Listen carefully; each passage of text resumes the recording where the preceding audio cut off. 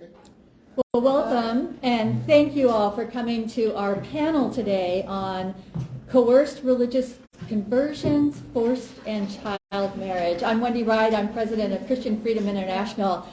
There's a passage in the Bible that is famous for its tribute to noble women, and it's prefaced with this: open your mouth for the people who cannot speak, for the rights of all the unfortunate. Open your mouth, judge righteously, and defend the rights of the afflicted and the needy. In 2014, Bring Back Our Girls was a rallying cry heard around the world when an entire school of girls was kidnapped by a terrorist group. These teenagers in Nigeria were snatched and, to the horror of a watching world, carried off to be enslaved and married off to radical Islamists. Most of the girls were Christian. Government officials and activists worldwide spoke out. They pressured Nigerian officials to rescue the girls. No one publicly defended the kidnappers or this vicious tactic of stealing girls to spread Islam. Yet the same thing is occurring hundreds of times each year, not of entire schools by jihadist groups, but of individual women and girls by individual men. In Egypt, Christian women are kidnapped from their families, forcibly converted, and married to chain her and then her children to the kidnapper's religion. Local law enforcement are unwilling to act in the crucial hours after the kidnapping. In Pakistan, impoverished Christian and Hindu girls are kidnapped by neighbors, strangers, or employers. The girls are horrifically abused, converted to Islam, and forcibly married to older men, typically twice the girl's age. Pakistan's parliament rejected a bill on forced conversion after politicians said there's no need for it. In Nigeria, roving bands of Islamist terrorists capture women and girls to enslave, sexually abuse, convert, and marry off to jihadists who are intent on eliminating Christianity and establishing an Islamic state. In each case, unless they are rescued, these women and girls are subjected to a lifetime of abuse. These crimes violate international human rights and national laws, yet government officials ignore or worse, are complicit. Many perpetrators and accomplices, including government actors, believe that forcibly converting girls is justified. Upwards of 1,000 young women and children are forcibly converted and married each year, not to be a wife, but to be a slave. But because it is one girl at a time, they have not caught the world's attention.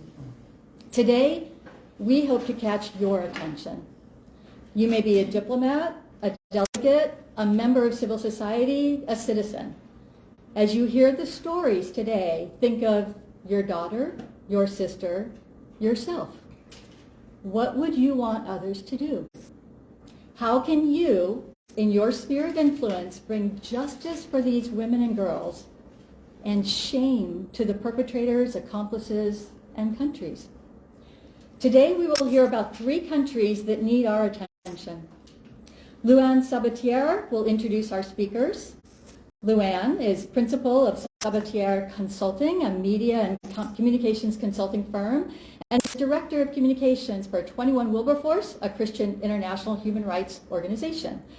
Luan publishes the International Religious Freedom Congressional Scorecard and is co-founder of FoRB, Women's Alliance, Freedom of Religion or Belief. Please welcome Luan Sabatier.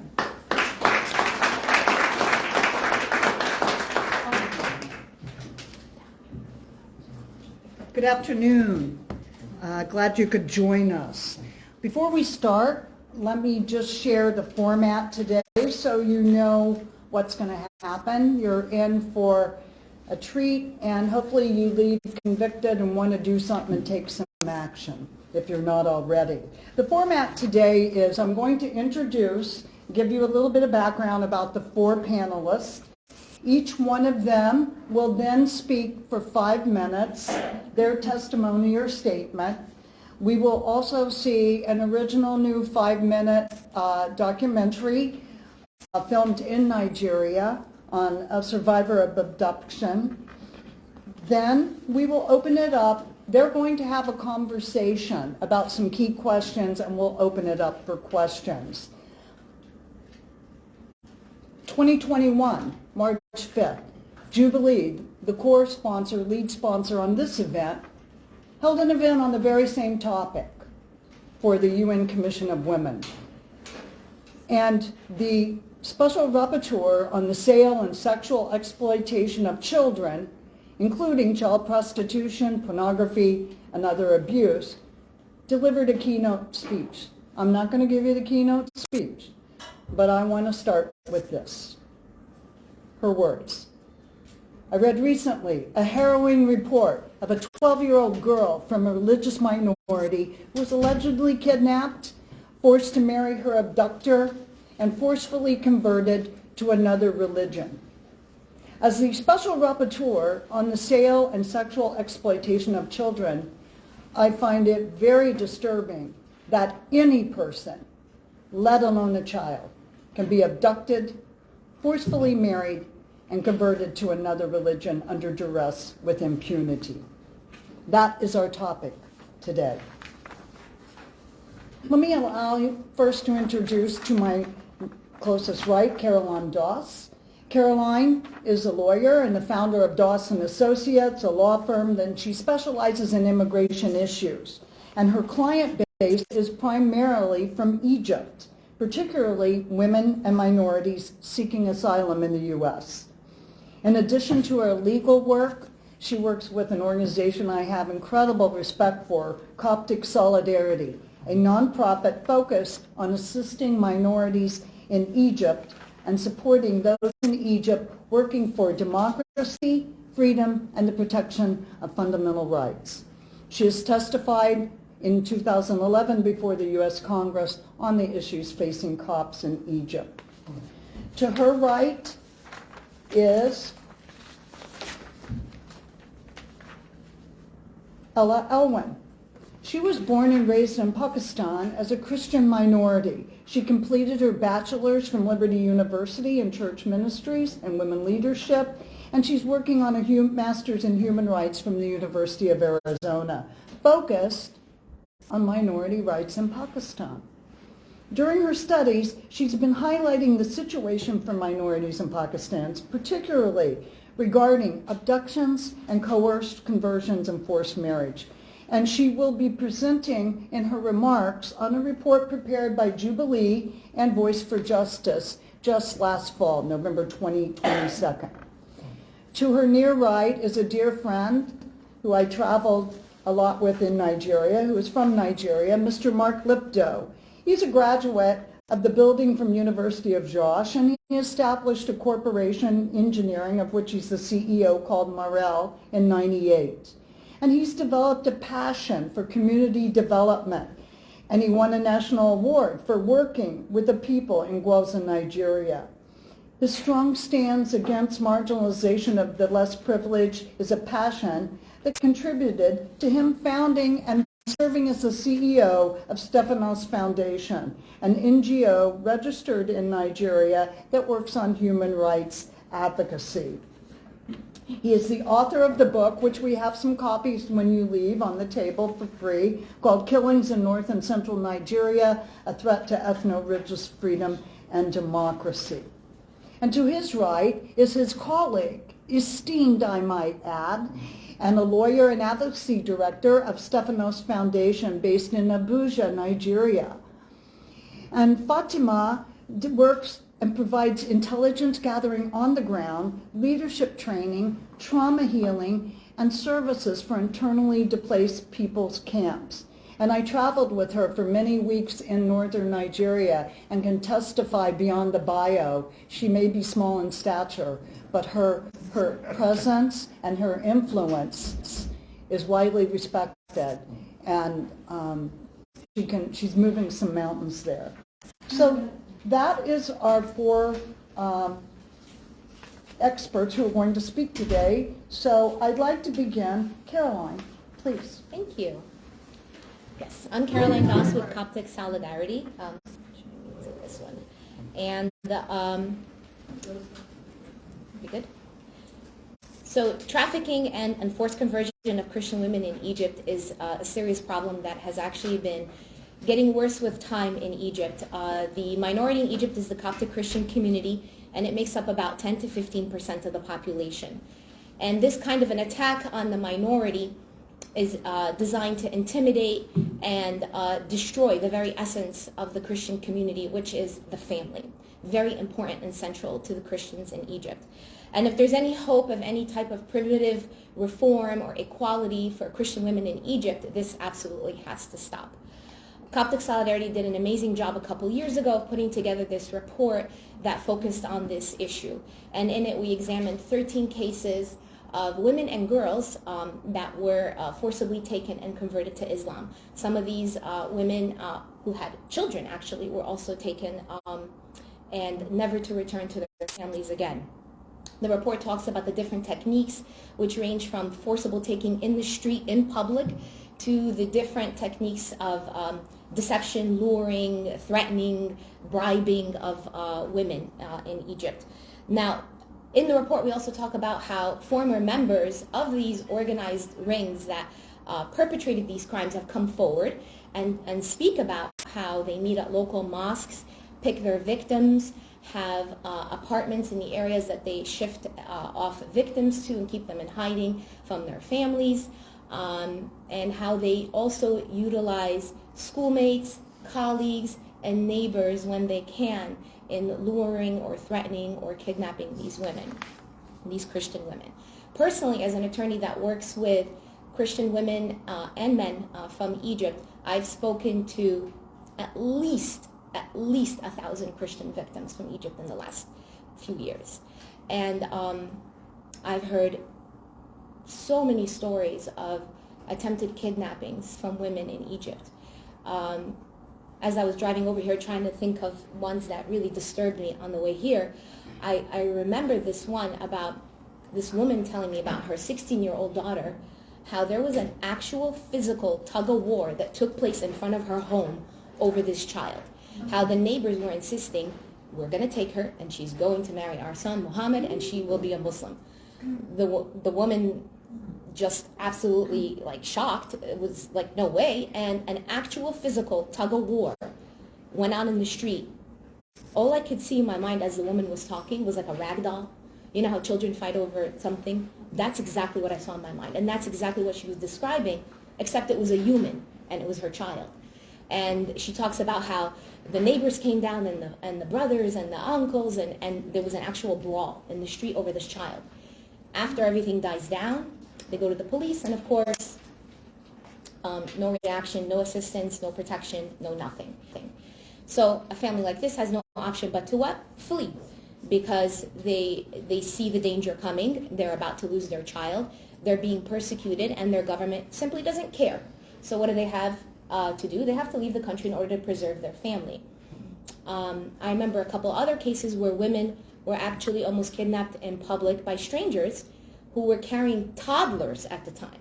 One woman who actually testified before Congress, this was a few years ago, I don't really remember which hearing, and I had the privilege of translating for her, was talking about how she had just left her home, she was down in the street, public transportation everywhere, she's about to ride a microbus, someone grabs her, slams her into the ground as she's carrying her toddler, and drags her into a nearby taxi and attempts to shove her in.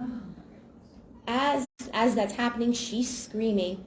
Fortunate for her, her doorman, because it was in front of her building, sees this, comes out, and starts wailing on the guy who was trying to kidnap her. And she's able to escape. Another instance of a kidnapping similar to that, a woman was carrying her toddler, she's in a taxi cab, the guy tries to kidnap her, she tries to fight him off. He decides to try and stab her, but misses and hits her child. Thankfully, it was just in the leg. But I remember looking at this, little baby that was like maybe 1.5 or 2 years old and seeing this scar, the entire length of their calf, and thinking, oh my gosh. But thank God they're here. This family has no option but to what? Flee. And that is pretty much what's happening right now to Coptic Christians in Egypt, because they are targeted from all aspects, from all directions, and they're not getting any relief from the government. They have no option but to leave if they want to save their family. That brings me to government. Government's reaction is really just action. So their reaction is to either victim blame, ignore. I think they label it as absence. They don't even label it as a kidnapping or disappearance even. It's just an absence. And one of the cases that was discussed in our report was of this young woman, Hanan, who actually disappeared. She was case number 12 in the report, who disappeared from her home. And they actually, the police had a lead. The neighbor, Muhammad, was apparently involved in this. But he wasn't arrested. And Hanan's family had no option but to have a peaceful protest in front of the police station. The reaction of the police was to beat her family members, arrest 20 of them, break her brother's arm, drag her mother in the street, and beat another brother. That was the reaction of the police. And that's very common. That's something I've actually heard from clients also, that they will put a restraining order on the family to prevent them from attempting even to retrieve their child if they're able to learn of their location. But that's basically what is happening to Coptic Christian women in Egypt. Our Pope actually made a very rare statement in April 2022 during one of his public sermons asking for the government to intervene. Now, if anybody knows how this works in Egypt, the Pope in Egypt very rarely makes any comments on politics. So this was actually very unique, and it just gives you a sense of how bad the problem has actually gotten for the Coptic community for the Pope to actually make a comment like that publicly with possible repercussions. What do we need in Egypt? Just to sum it up, we need policy change. We need, back before the revolution in 2011, there used to be a policy in place where Christians who wanted to convert were permitted to meet with a family member in a police station along with a clergyman so they can confirm that this was actually something that the person wanted to do. In 2008, that practice or that policy was removed or stopped, abolished, whatever it is. And ever since then, there's been a steady escalation in forced conversions. Having a policy like that once again will at least perhaps function to slow down or perhaps deter potential kidnappers, knowing that there's something in place that will eventually destroy their plans to take this one particular victim. Treat it as a crime. Police don't even treat it as a crime. There's complete impunity from this in Egypt. Kidnapping a Christian female in Egypt literally has zero consequences. Police can know where this child is, family can know where this child is, and there is nothing. Everyone is completely helpless from doing anything. Make it a crime. The government can do that. They can, if they want to, make a law against this, but they choose not to. They choose to turn a blind eye to what's happening. And lastly, we should probably request assistance programs for a lot of these victims. A lot of these victims sometimes choose to not come back because they're threatened, humiliated. Lots of times they use videos that they make of these victims and threaten to humiliate them publicly because they were sexually assaulted by their perpetrators. Left with no option, they have no option but to marry their rapists, unfortunately, and continue in a life imprisoned. And that's just terrible. In closing, the trafficking of Coptic women and girls is a form of persecution against Christians in Egypt. Unfortunately, Islamic extremists use a variety of tools, burning churches, burning Christian homes, mass evictions in certain cases, and this is one of them. In order for Christians to actually live equally as equal citizens in Egypt, the government has to begin implementing procedures and applying the laws equally to all citizens. That's it.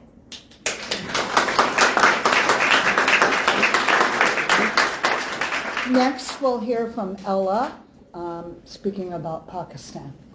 Good evening, everyone. Today, I will focus on the challenges faced by religious minorities in Pakistan, especially women and girls in Pakistan.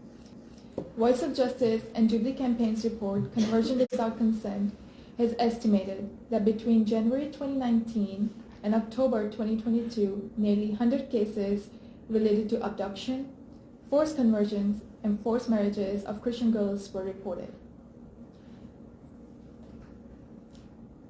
As the data reveals that 61% of the victims are under the age of 16, 18% between the ages of 16 and 18, 14% are above the age of 18 years old, and 7% are uncertain. The highest number of cases were reported in the province of Punjab. Now, I do have to mention these numbers will be much higher if the local team had the resources to further investigate by visiting remote areas, villages, and conducting detailed research by collecting data from the police reports and court orders. Most of the cases go unreported due to several reasons. Not all families have access to the police services because they live in remote areas.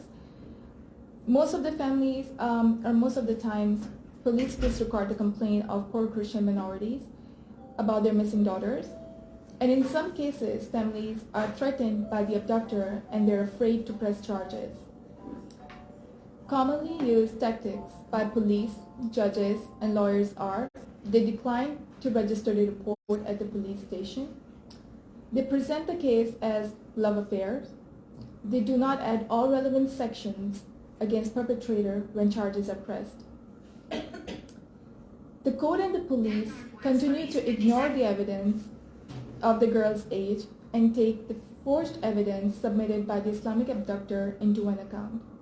The court verdict is often in the favor of perpetrator. Now, I would like to share a story of a 13-year-old schoolgirl, Zarvia Pervez, who was abducted on April 30th, 2022. She was forcefully converted and married off to Imran Shehzad. Imran Shehzad, who was a 40-year-old man who was already married and had several children older than Zarvia. The court ignored the crucial evidence presented by Zarvia's parents about her age. The parents also gave recordings of phone calls where Zarvia testified that she was abducted, forced to marry, and has been abused by her husband. Zarvia, under the custody of her husband, was threatened to give false testimony to the court that she willfully married Imran Shehzad. In a special rescue mission by human rights activists, Zarvia was recovered after 6 months. She shared how she was heavily drugged, raped, sodomized, burnt with cigarettes, beaten with sticks and hammers, electrocuted, and tortured in numerous other ways. She even tried to commit suicide by slitting her wrist. Police officers, judicial officers, and other relevant state actors can play a prominent role in supporting and securing religious minorities, especially women and girls, if they treat them as Pakistani citizens and not as a minority. We recommend that the government must urge to introduce legislation aimed at criminalizing forced conversions. Introduce and pass an amendment to the Child Marriage Restraint Act to ensure that the minimum marriageable age is set at 18 for both boys and girls, and that marriage of a minor is declared legally impermissible.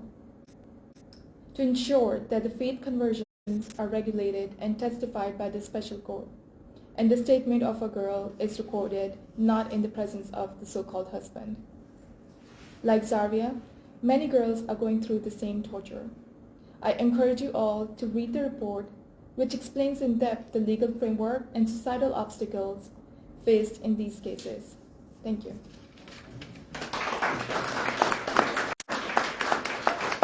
I'm going to move so you can see it. Next, to pivot from Pakistan to Nigeria, we're going to hear a short film of testimonies of women in Nigeria who have survived forced conversions.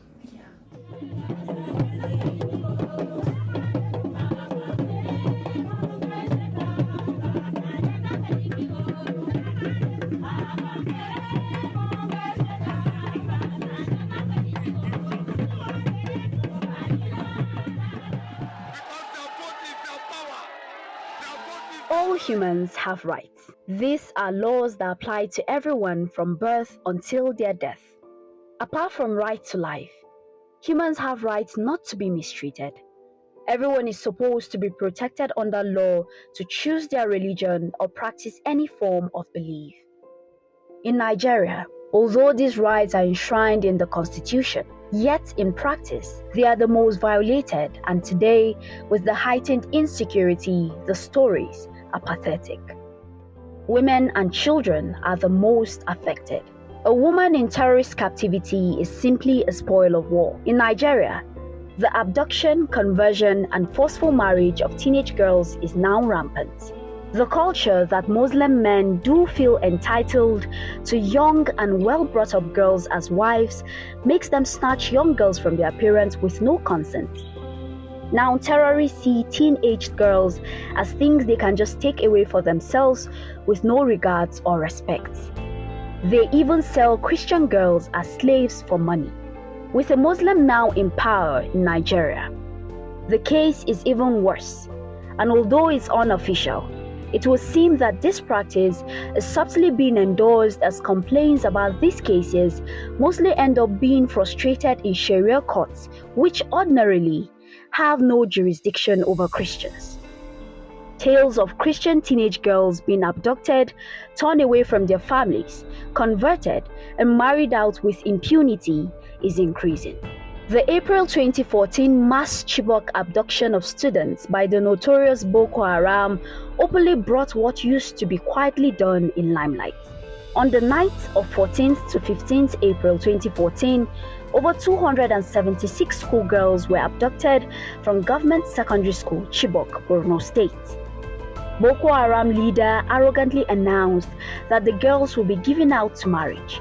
A threat made true as most of the girls who were found came back with children. A clear evidence of abduction, conversion, and forced marriage. Until date, 112 girls are still missing. They have not been returned to their families.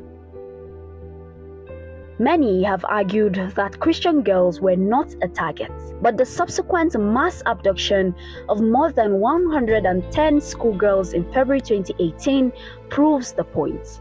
All but one of these girls were released, Leah Sharibu, who remains in captivity and still remains so because she refused to convert from Christianity. Information reaching us shows that she already has children and is still in captivity. UNESCO estimate shows that over 20 million Nigerian children are out of school, most of whom are girls. These have had their childhood stolen, their education stunted, and they are even so ill-prepared for adulthood, let alone marriage. So many have been exposed to VVF and some form of health complications, and unfortunately, they may never again enjoy any form of formal education. Miss Elizabeth John is a Christian undergraduate student of sociology in University of Maiduguri. I'm a 5-year-old Christian lady, an indigene of Plateau State, Nigeria. I was working and schooling in Maiduguri. On the 21st of December 2020, I was traveling from Jos to Maiduguri, and I was abducted by Boko Haram, the ISWAP sect of Boko Haram. They moved me from camp to camp. I ended up around in one camp around close to Niger Republic. During my stay in the camp, they made me a slave. I stayed with 2 men. The first one sold me to the second one. And my duties as a slave included doing all their chores, which are cooking, cleaning, washing, working on their farms, and in fact I did every other thing they asked me to do, whether I liked it or not. I was tortured, I was beaten, I suffered starvation, I was forcefully converted to Islam. In April 2022, I and a Chadian lady who was also serving as a slave, we served as slaves in my master's house. We decided to escape. We were not successful. We got caught. They beat us up mercilessly and locked us up in their prison. They told us that if we ever try to escape again, they will kill us. But that didn't stop us. We met an 11-year-old girl who was given birth to in the camp. Then told us that she knew her way around the bush and she could take us out. So when we left the prison, we came back and we started planning to leave again despite all that they told us. So in August, we decided to leave. We arrived Monguno, a local government in Borno State, where we met with soldiers and we reported to them and told them what had happened to us, and they took us in. When Elizabeth finally got home to meet her family with the news of her freedom, she found out that her father was no more.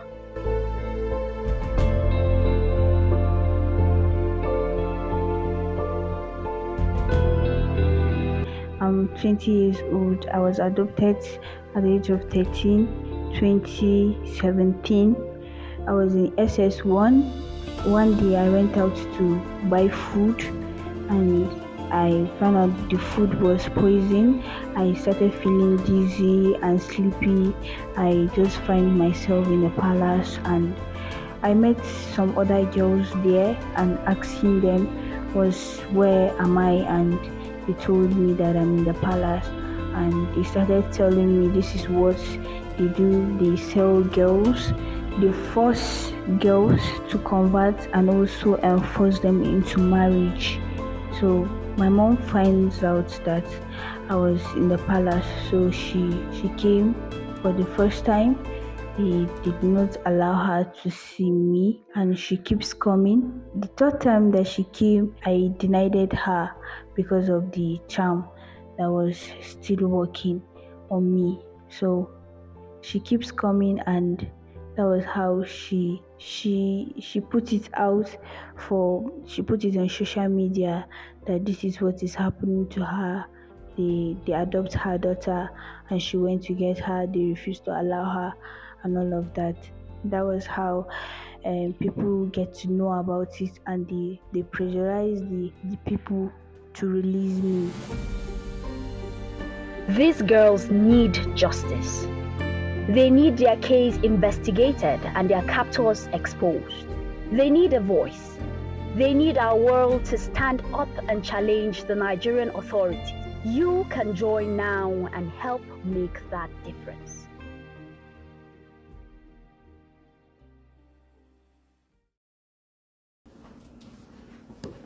Wow. Mark.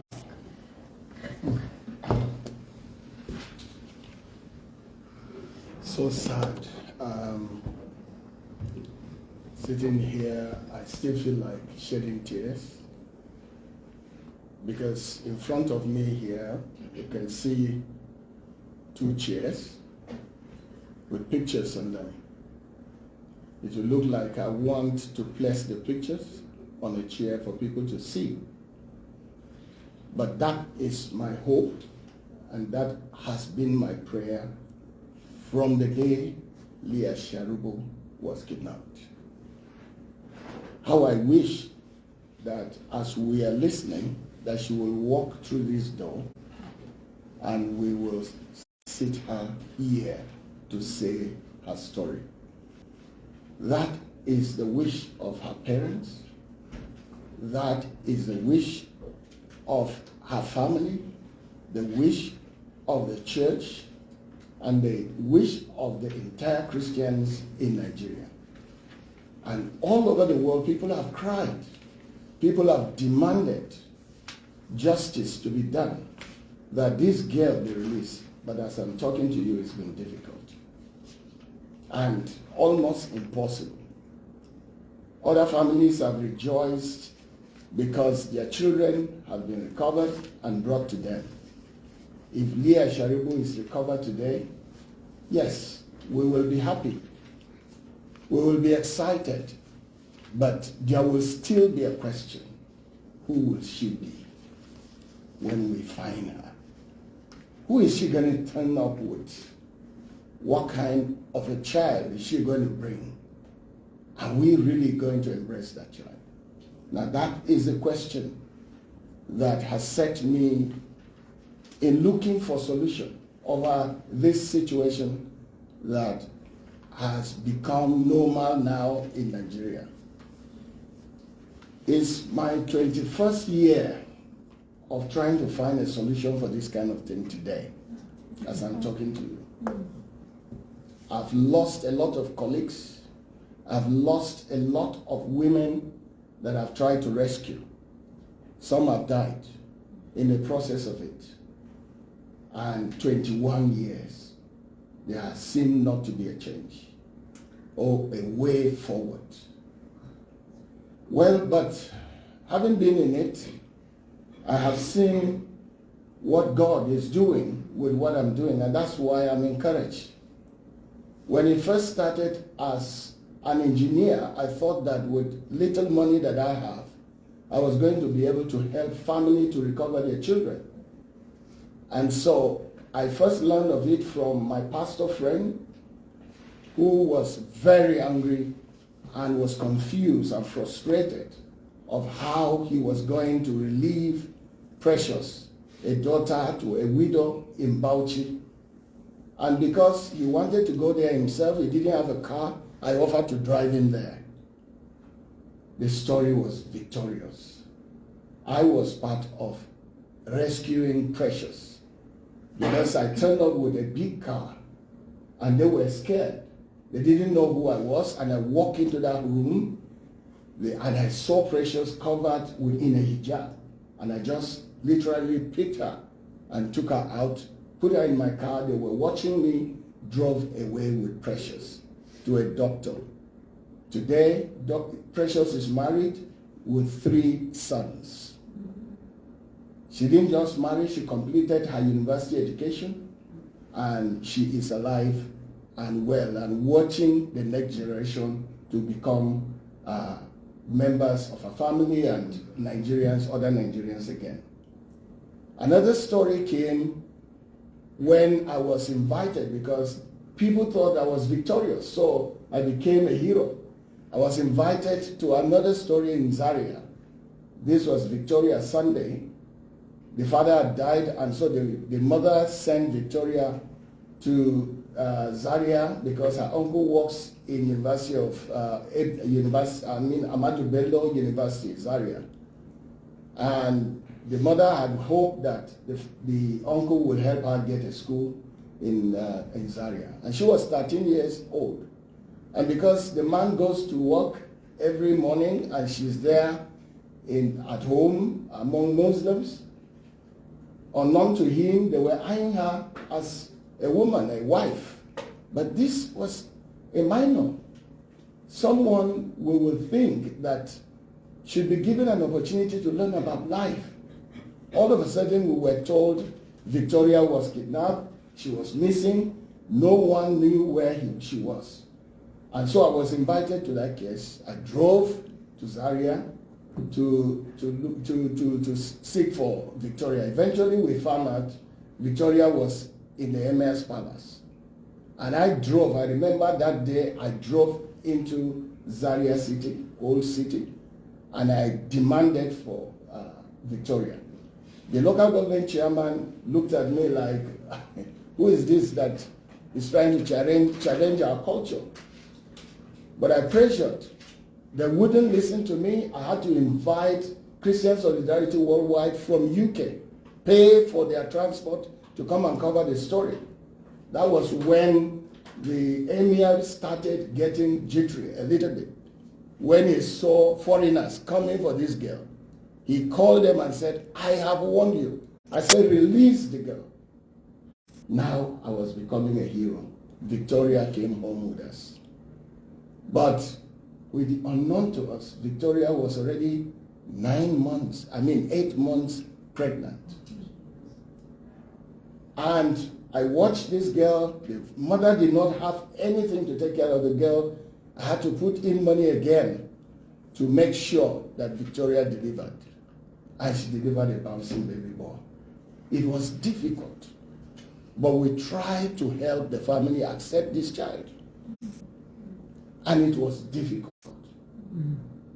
The boy was well, and he was living very, very fine. They grew gradually to love him. But eventually, somehow the boy just died. When I went into the case in the hospital, the doctors discovered that he has a hole in the heart. That was how God relieved the family of that kind of psychological trauma that they would have had trying to be pressured to love somebody naturally they would have had no reason loving. Now, these are the kind of cases, and I will go on and on and on up to the ones you listen to. I would have brought this girl here, but for lack of visa from the U.S. Embassy, I would have brought the university girl here for you to see. Who would you have said that girl would look like? University, undergraduate, and yet violated in this way. So what is the hope? So as Stefanos Foundation, in fact, because I kept going on and on, I knew that I wouldn't be able to do this all by myself. And so I got friends together and we started what you know today as Stefanos Foundation. And Stefanos Foundation started appealing for these children all over the North. And it became an organization that pastors will call whenever this kind of violation will happen. And so we set out, find out facts, and report to the police. Yet we find out that authorities in those areas in northern Nigeria become very, very impossible. They refuse to do anything about such cases. But thank God for technology. It got to a point where they kidnapped Habiba Ishaku from Katsina State. At that time, WhatsApps were working and Facebook was there, and so we published the information.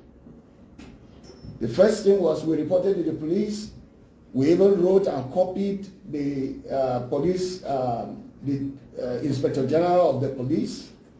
But yes, and we even wrote the president about this repulsive issue, but nothing was done.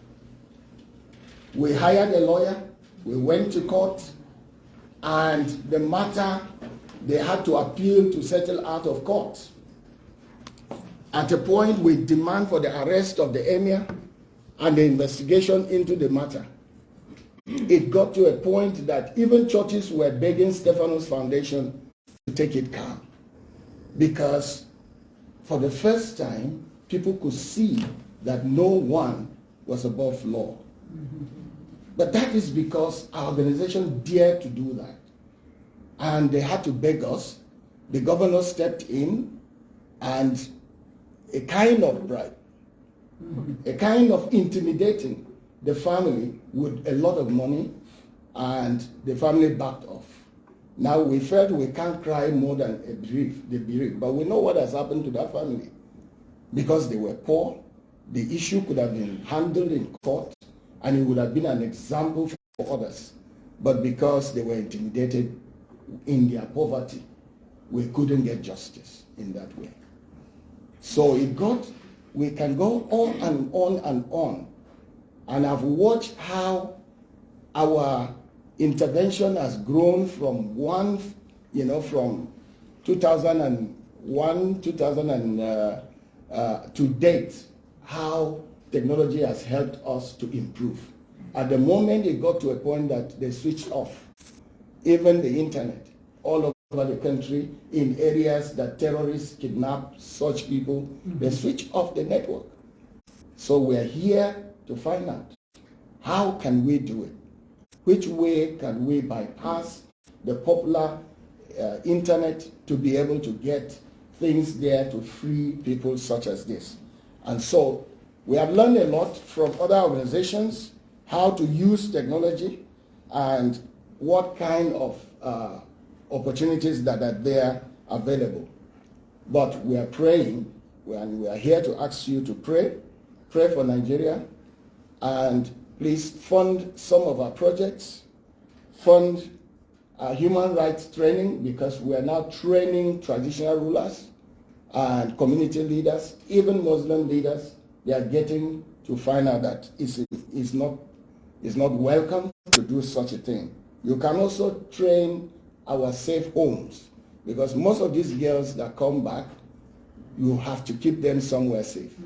Because like the girl, you heard of it, the terrorists are looking for her at the moment, and she is in a hideout.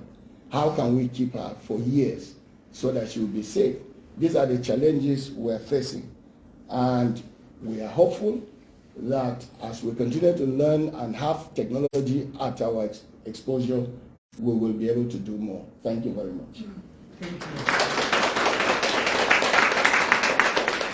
Before Fatima, I want to share a personal experience with her and Mark, traveling many weeks in northern Nigeria with them with armed bodyguards. And when I say a force, I'm not trying to be entertaining. She was able to get Congressman Wolf and me into a prison that housed Boko Haram prisoners that no one had ever been in before. She has a quiet, calm spirit and a steely, strategic will. Fatima.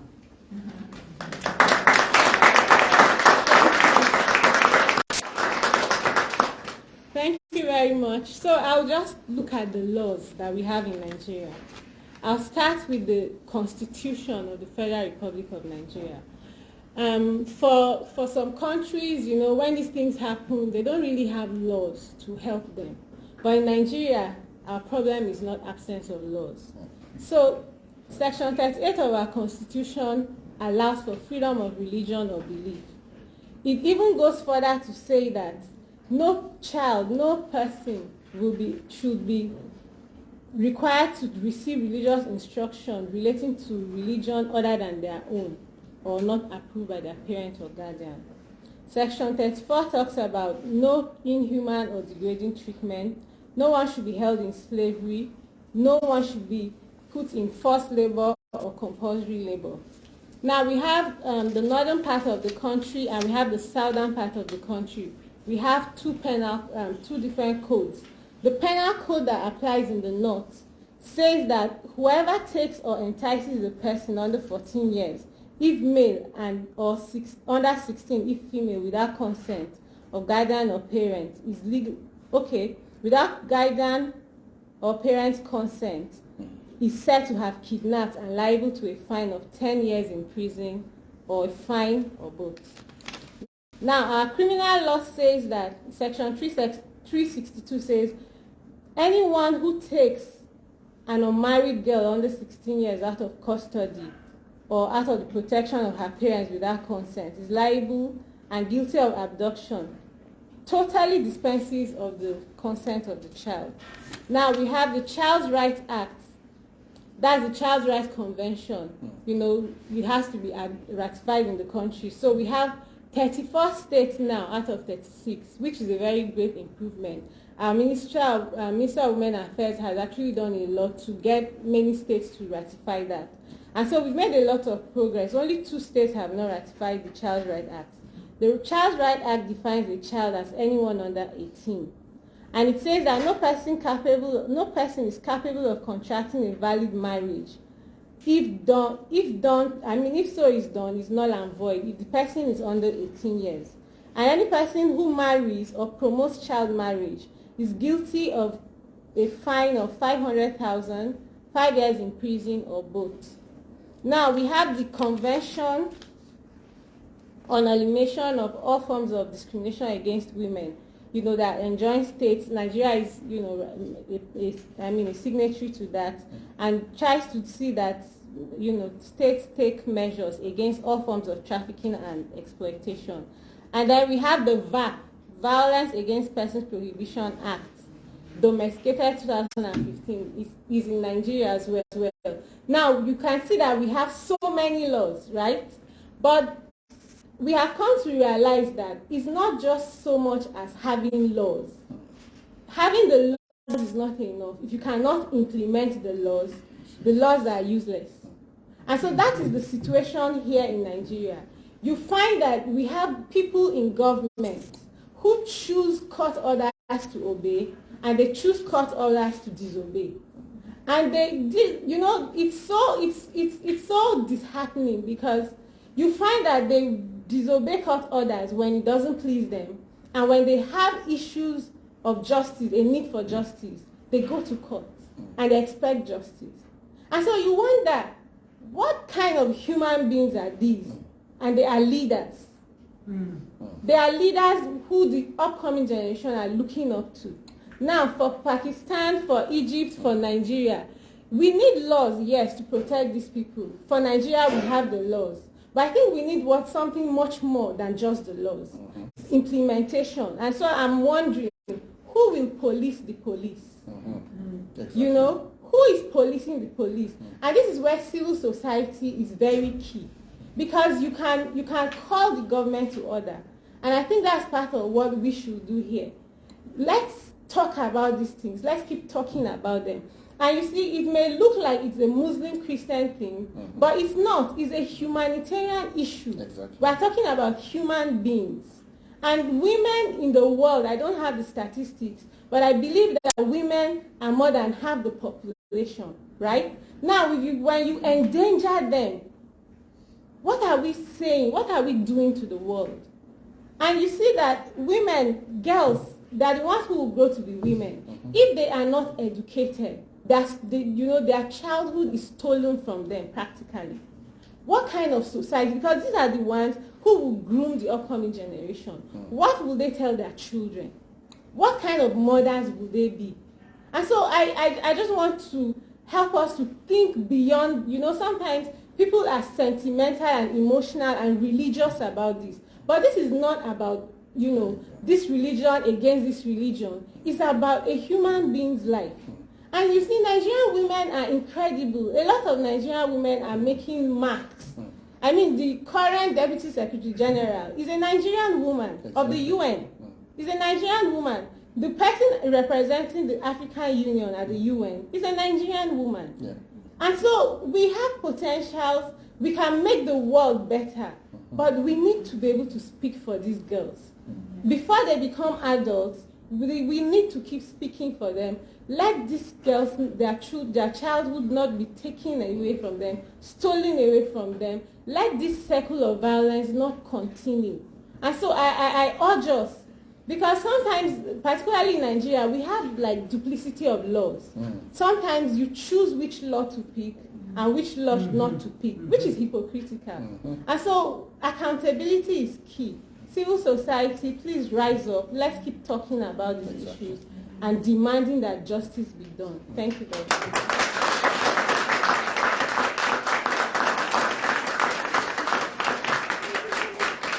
Well, now we're going to have just a brief conversation amongst them, and then we'll take your questions. The panel is so good, they all answered my first question, which is who is accountable in your country. But let's get to the meat. Now, I'm in charge.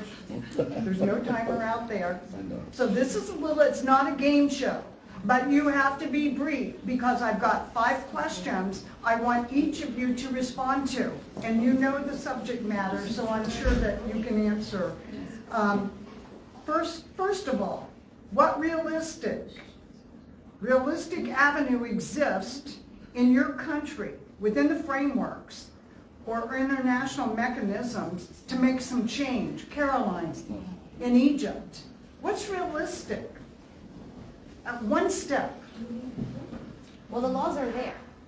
It's about implementation.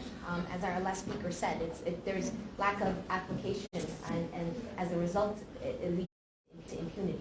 The laws are already there. The government just needs to encourage local police departments to actually implement it.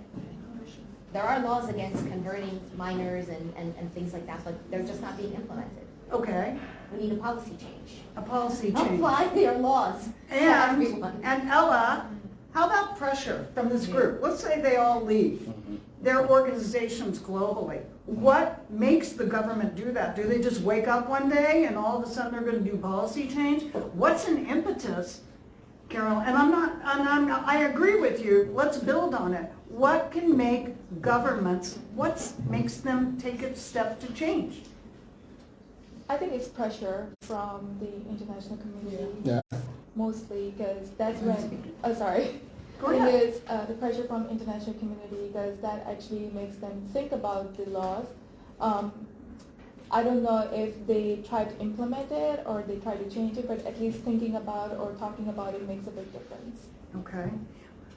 You have an election in Nigeria. Exactly. So Is it putting someone else in power? The people's voice vote? What, Mark? Well, that is the atmosphere in Nigeria. In fact, that was the atmosphere when we left immediately. As you heard from Fatima, we have brilliant laws in Nigeria. In fact, somebody told me in Britain that the most beautiful law in the whole world exists in Nigeria. The problem is, how do we get leaders who have the will to police the system? And that, I think, that is what Nigerians are requesting for. And I believe that is what Nigerians requested for in the election that just passed. But we are astonished. Everyone is shocked at the outcome. People are angry with INEC. You have an opportunity to prove for Nigerians that we have a credible election. But what has happened? And so one thing I know is that the country is hopeful. Hopeful. Yes. We're looking to justice. And thank God, the young men are quiet. Unlike Nigeria, I'm quite sure Nigeria would have gone violent by now. Okay. In fact, deaths would have been in the street. I was a witness to 2011 where people were killed in just 2 hours, over 200 dead bodies everywhere. So it would have happened in this election again, but people are quiet. Okay. And I thank God for what the aspirants are saying, the aggrieved aspirants are saying. They've offered us the courts. So they are going to the courts. What I'm saying is, international community, are you going to listen and watch the wrong again happen in courts? Because Nigerians are watching. What are we going to do if fouls happen in courts? So people are going to look up to the international community and to the non-governmental organizations here, and this is why we're here. Thank you.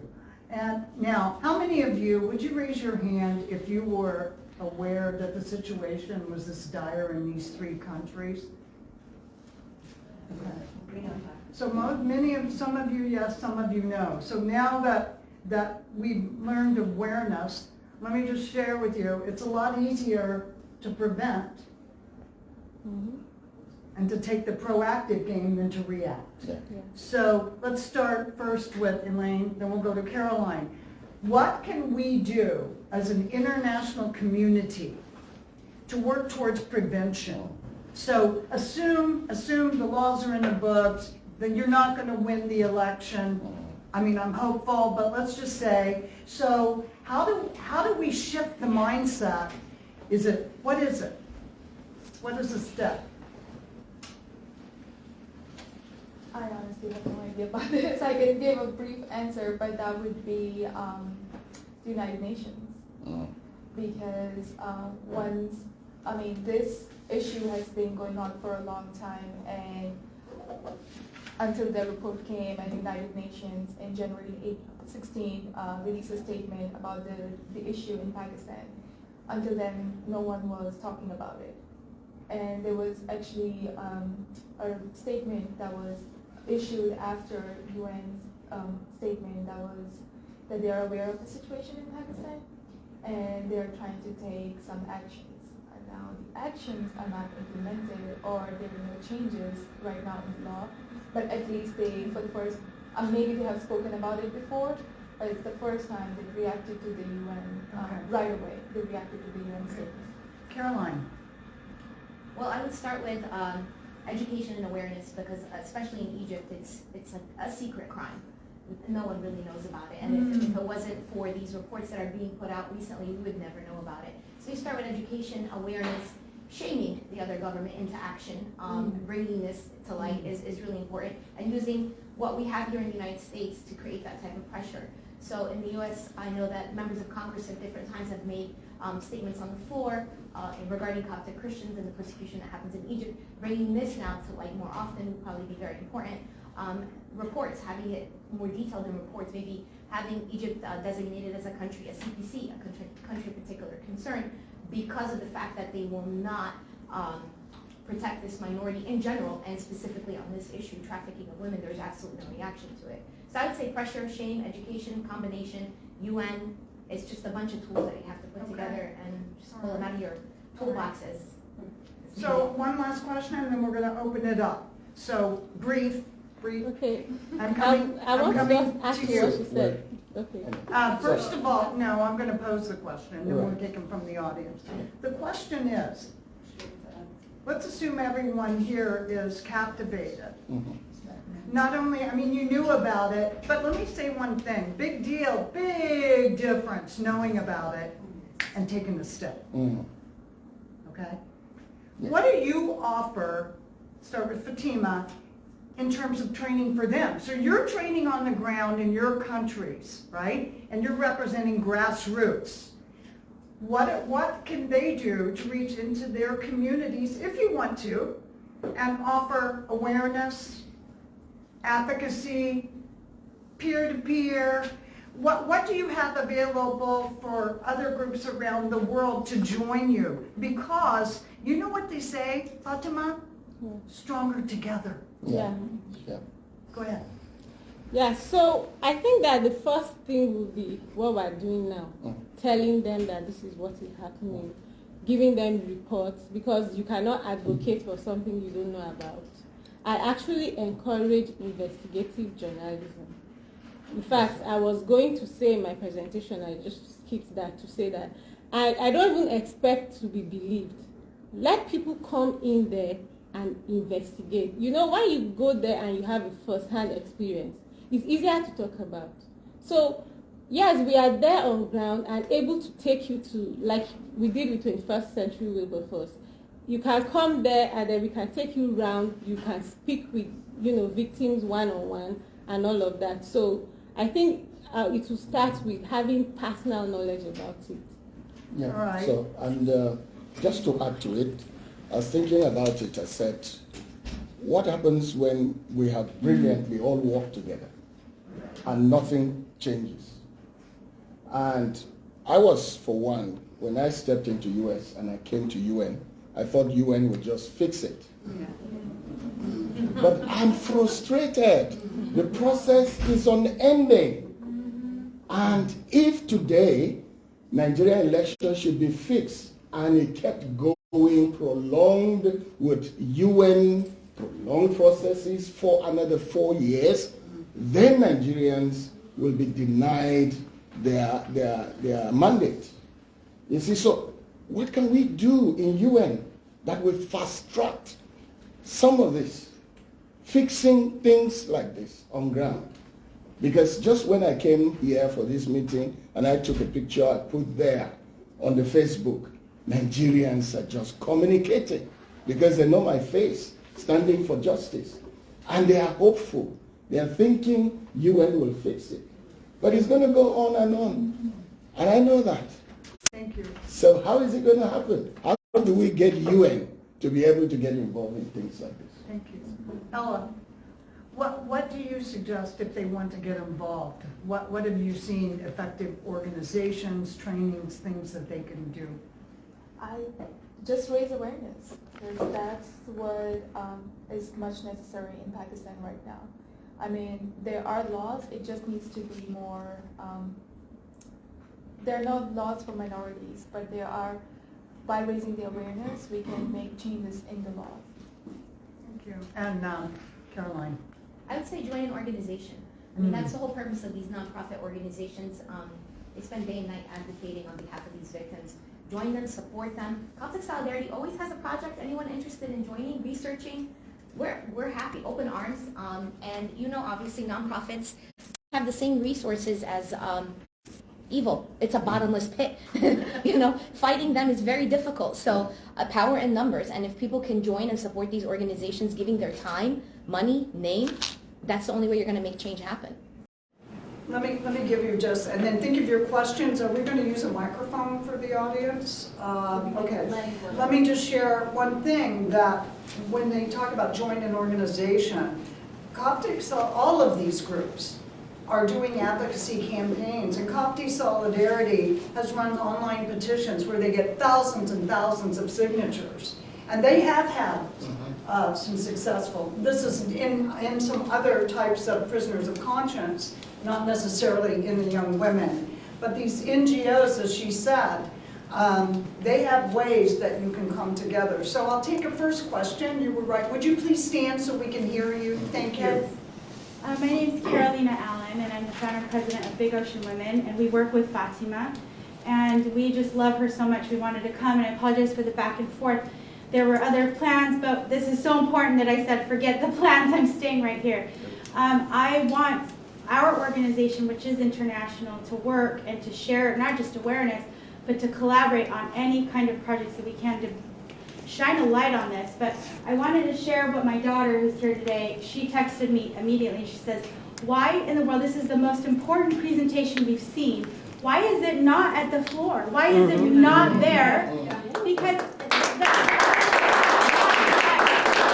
especially my question is, if we have Nigerian women in power, like this needs to be at the forefront of their issues. That's the first thing. And then the second thing is, I really do believe in the power of civil society and NGO work because we are the grassroots and we can demand, and especially through technology.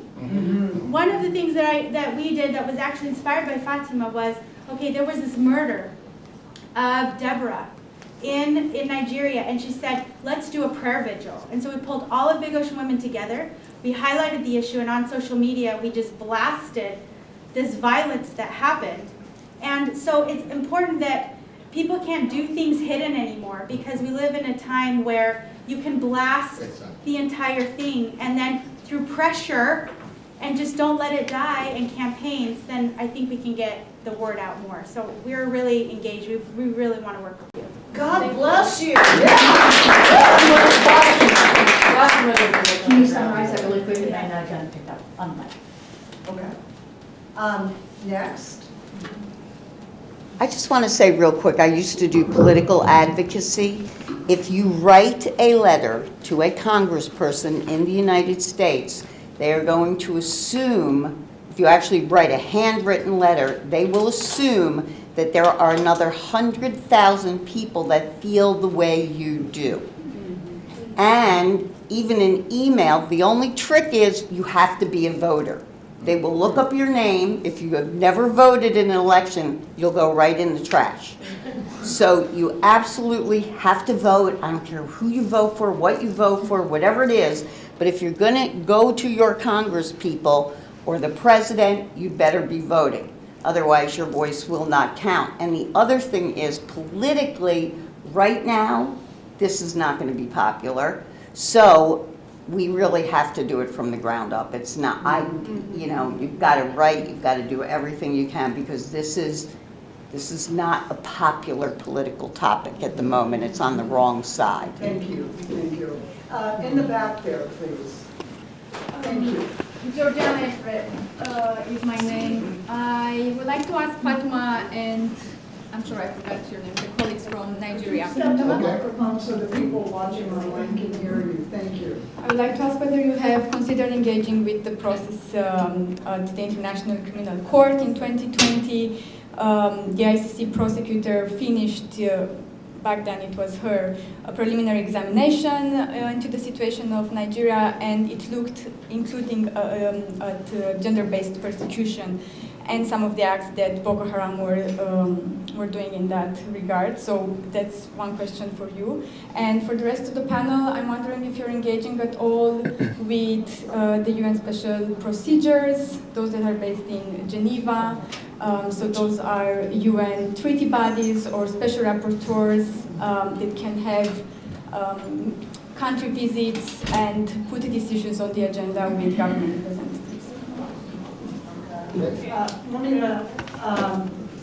Mark, and Fatima, you want to go first? Yes. Okay, so before we can take our case outside Nigeria, there's what you call exhaustion of internal remedies. And so you have to exhaust internal remedies before you go international. Now, sometimes the problem is that when we start internally, it's so frustrated that you don't even get to the point that you can say you have exhausted internal remedies. And so when you go international, you have to be referred back to go home and exhaust internal. That's one. Secondly, I know that a few people had sent petitions for preliminary investigation at the ICC, and for like 7 years it didn't move. I didn't follow it so much because I know that we have to exhaust internal remedies. So engaging internationally has procedures, and like I remember the Secretary said during one of the meetings at the UN, the political will usually is like it's top notch. And so while the political will is not there, all these other processes are frustrated somehow. But let me answer you. I was there in criminal court, International Criminal Court in The Hague, right? I think it was 2012. I am a novice. I am just an engineer. I just don't know how it's done. So I packed my files, turned up at the International Criminal Court, and I wanted to see the prosecutor because things were happening in Nigeria that I couldn't get justice for. And I was frustrated again because I was told International Criminal Court don't deal with things like this. They deal with matters regarding leaders, individuals. So I was frustrated, even though I got home back at least with something from at least the contact or the prosecutor who asked me to continue to send the information. So I've done it from 2012, kept sending those informations. I don't know what they've done, but I've never seen any leader being invited. Instead, I see Nigerians being celebrated in International Criminal Court as leaders in those places. So where is hope for a common man? Okay. I'm going to take a question from online. We've got a lot of online viewers, but I also want to tell the audience and those listening, if you're not aware, you're familiar with Nadia Murad? Yeah. Is anyone Nadia's initiative? She was a Nobel Prize winner 2018 for a Yazidi survivor, and she's working with Amal Clooney, and they have successfully just crimes against women in International Criminal Court, brought some cases there. There is a new free app that Amal Clooney's Justice Foundation has just released last week in Europe, and it's available online, and it's to track these cases on the ground. So I encourage you to look that up, because to your point, thank you for that question, a lot of times it's not just social awareness, it's data. Yeah. And so if you have data that's coming from a legitimate source, and by the way, just to let you know, not the social media, but technology corporations around the world donated their platforms to develop that technology to help women. So we have a question online that I just lost because we'll get it here and be thinking we'll come back to the audience. Okay, here it is. I'm president for the Canadian Federation of Business and Professional Women, and my question is, other than more awareness and education through all the platforms, have there been resolutions sent to governments about implementation? In other words, can you legislatively force implementation? I don't know if that's possible, but resolutions, in other words, once the laws are on the book, is there anything, let me translate, to break the log jam? Not just in the US, but in other countries. Fatima. Okay, so yes, I think that's one of the weaknesses of international law, enforceability of sanctions. But that notwithstanding, there are ways that you can make, government officials do things. For example, like I think the US came up with something smart the last elections in Nigeria, and they said anybody that is proven was involved in electoral malpractice will be denied visa, there will be visa ban and all that. So if you profile people who propagate these kind of things, profile them, give them travel bans and all those kind of things, it will kind of make them fall in line. Because sometimes it seems like they look at what affects them personally to make them do what they ought to do in their offices. So I think we need to go outside the box and then profile such people, and then sanction them. Anyone else on the panel want to comment? We've tried with resolutions, but not on this specific subject. But that is definitely something that we should work on. But again, awareness and education is the foundation. And until we get past that, it'll be hard to sell everyone on supporting us on a resolution. Okay.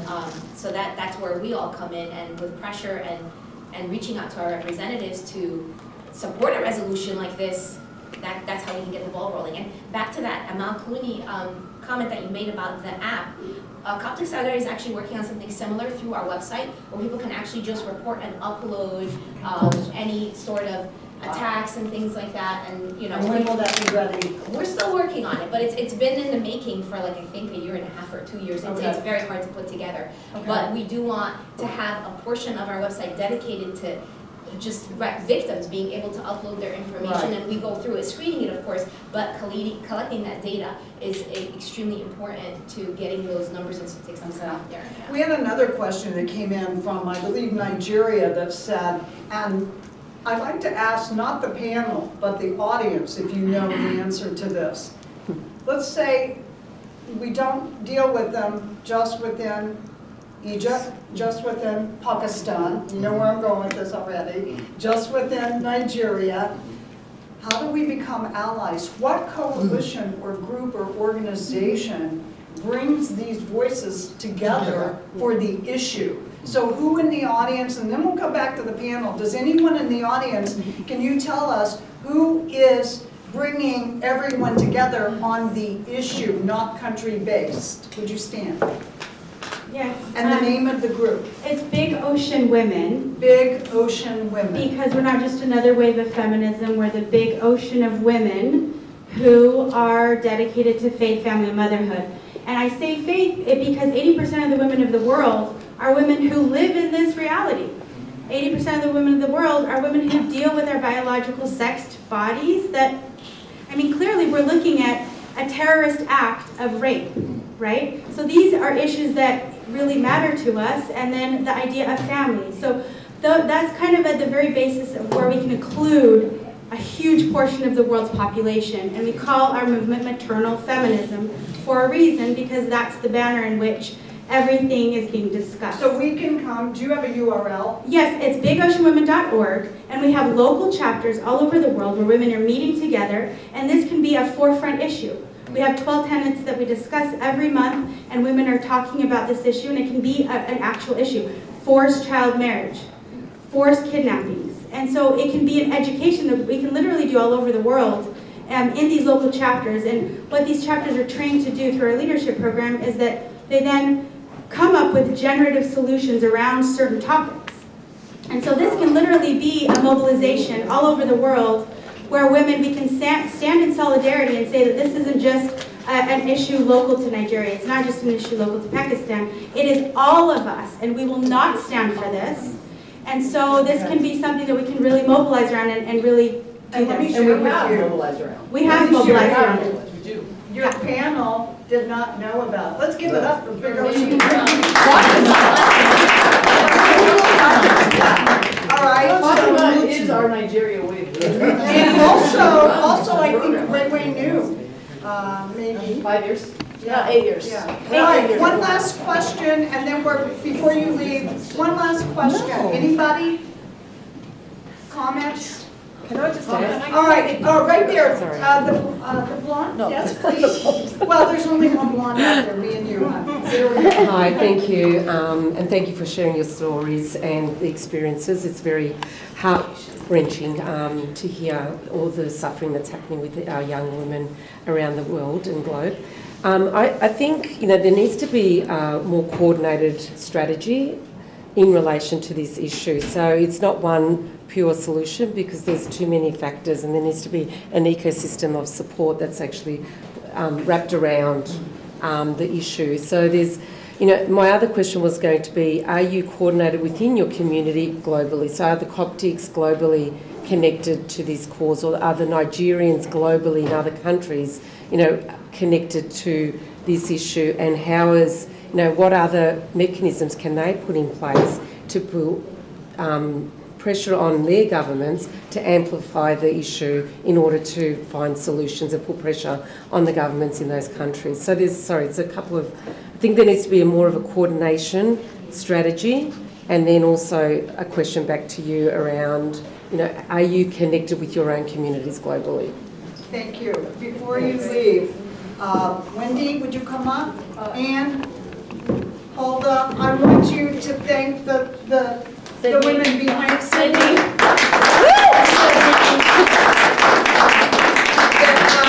You may not be across, they were on the board of Jubilee, who was the lead sponsor, and we have other sponsors, including a new Human Rights Accelerator for Women called FoRBwomen.org. FoRB, Freedom of Religion or Belief.org, also working to support you in Big Oceans on these issues. We thank you, and seriously, we are heartened that you came out. It's been a long day. You had other places to go, but you chose here. Now we just ask when you leave, choose to stay involved in some way. Thank you all to our panel, too.